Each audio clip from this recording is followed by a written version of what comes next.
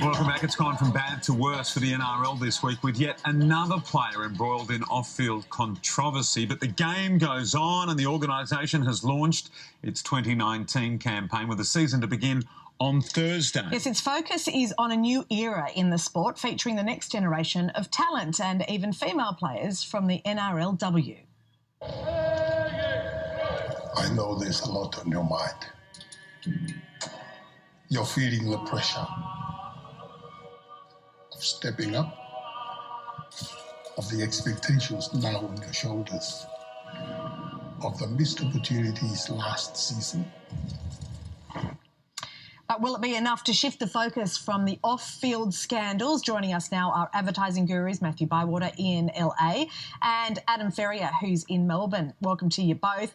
Matt, they need this relaunch to work, don't they? They have got all sorts of problems at the moment. Do you think it'll work? It's on the right track. They've had a disastrous off-season. Bringing the females, the women's league back in, I think, is a great move. Talking more about community, grassroots level, family, fantastic move. Clean-cut players like Tyson Frizzell and Nathan Cleary, all on the right track. They've got a long way to go, but this is a good first step. I think, Adam, though, we also know, don't we, the ad campaign is nice and it's glossy and it's smart and it's a great message, but it's what they do over the next 12 months during this coming rugby league season that's really going to determine where NRL sits, correct? Not necessarily, Baz. The NRL have had issues on the off-season, every off-season for the last 15 years. It's just part of the NRL. I think the actual game and how the game's played and the level of viewers is kind of independent to those issues. They need to clean up all of those issues and try as best they can. But in terms of getting attendance and so on, it's a slightly different issue. And I think this ad, I actually really like the tone of it. I think NRL's strong and gutsy at its heart. And this ad is strong and gutsy. I think the players, apparently the female NRL players are in the ad, I must have missed it, but they're there somewhere. But I think you could have dialed up that a little bit more to talk about the equality. But are we just putting too much hope, Adam, on an ad? As Baz says, as soon as the next scandal happens, you know, more people turn away from the game. Yeah, this ad in itself, it just sets the tone of the series, sets the tone of it all. It's used for corporate sponsorship and all those kinds of things.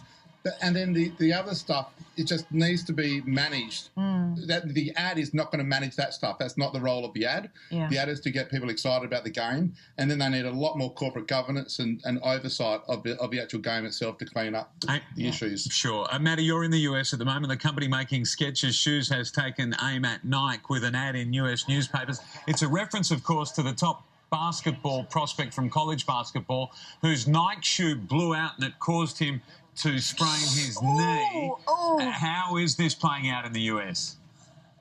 Yeah, pretty much as you expect, a small guy in Skechers taking on the big guy, and it's quite a smart move because they don't have the budget that a Nike or Adidas or Under Armour have. You're talking hundreds of millions of dollars versus literally billions of dollars. So it's a good play, and the player is still out injured, Williamson. So while he's out injured, there's going to have plenty of airtime to have. Yeah, Adam, got 30 seconds. What do you think?